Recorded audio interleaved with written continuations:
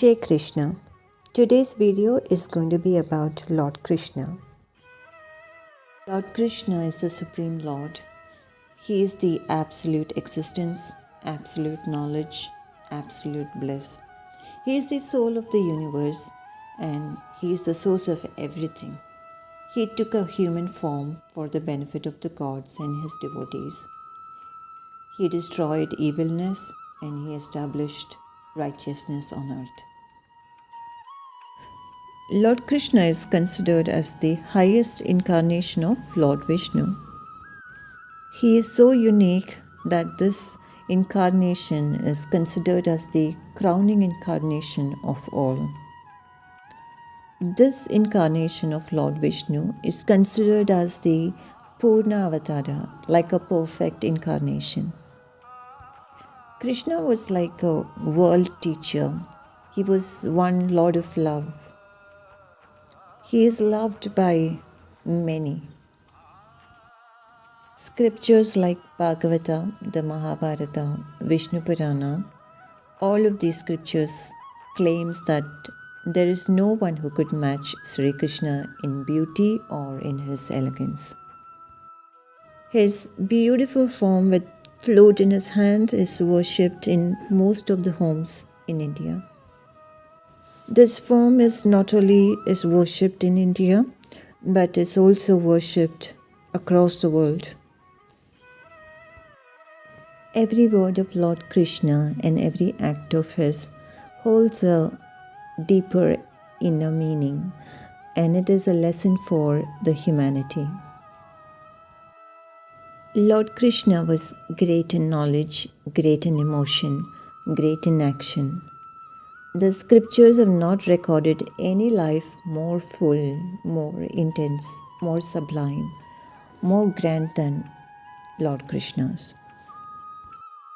Even though Lord Krishna appeared in a human form, he did not have a human body. He had a divine body. He did not take any birth. He did not die. He only appeared and disappeared through his Yogamaya. And this secret, it is only known to his devotees, sages and yogis. Lord Krishna had played various roles during his stay in the world. He drove the chariot of Arjuna. He was a great statesman. Nobody could be compared to him. He was a master musician. He gave lessons to Narada in the art of playing the veena. The music of his flute thrilled the hearts of the gopis and everybody around him. He was a cowherd in Gokul. He exhibited miracles even as a child or even as a boy. He killed many Rakshasas. Apparently, he also showed Vishwarupa to his mother. He did Rasa Leela, the secret of which is not understood by many. It can be understood only by his devotees like Narada, Radha, or gopis. He was like a teacher. He taught the supreme truth of yoga, bhakti, and Vedanta to Arjuna. He had a mastery over more than 64 arts. This is why Krishna is regarded as an avatara with 16 kalas, which is power. These avatars, they appear on earth for special reasons and in some special circumstances. They appear whenever there is so much of imbalance on earth, and when there is so much of evilness, selfishness, when there is a lot of adharma. And they try to remove the adharma and establish dharma, and they restore peace on earth. These avatars, they come down to earth to raise the humanity to a different spiritual level. Their teaching has so much of influence on human being that they help us achieve self-realization. These avatars, they come here to make us realize that we are also of divine nature. They want us to rise above this materialistic life. And interestingly, if you notice, these avatars, they come with a particular favorite groups or like companions. So Lord Rama, he came with Lakshmana, Bharata and Shatrughna. And if you see Lord Krishna, he came with Balarama, the Devas and Rishis. And some of them like Shankara and Ramanuja, they came as teachers, like spiritual leaders.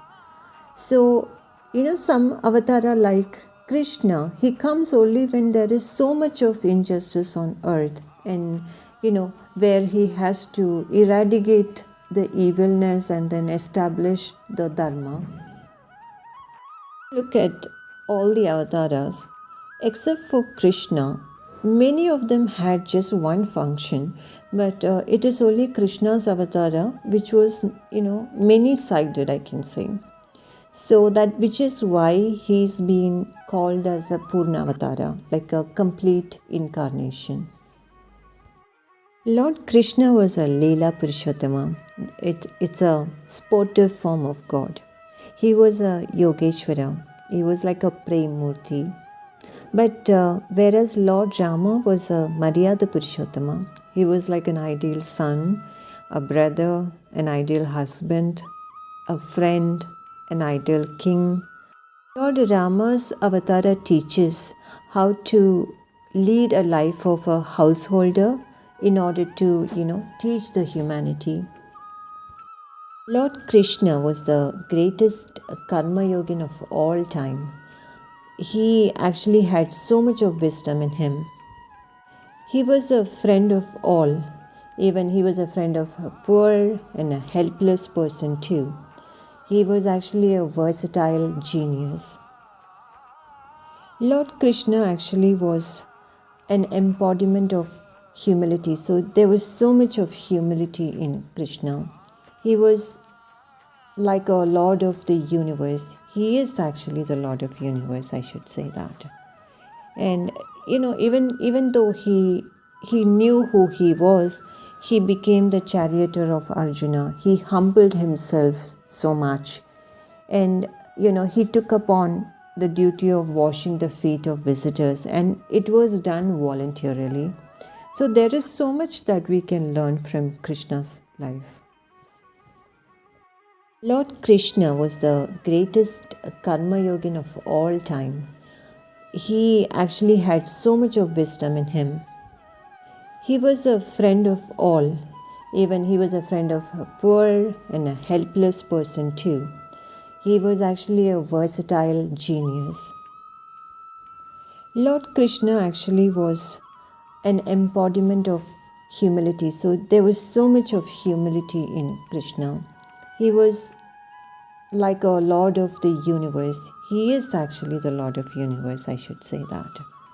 And even though he knew who he was, he became the charioteer of Arjuna. He humbled himself so much. And he took upon the duty of washing the feet of visitors, and it was done voluntarily. So there is so much that we can learn from Krishna's life.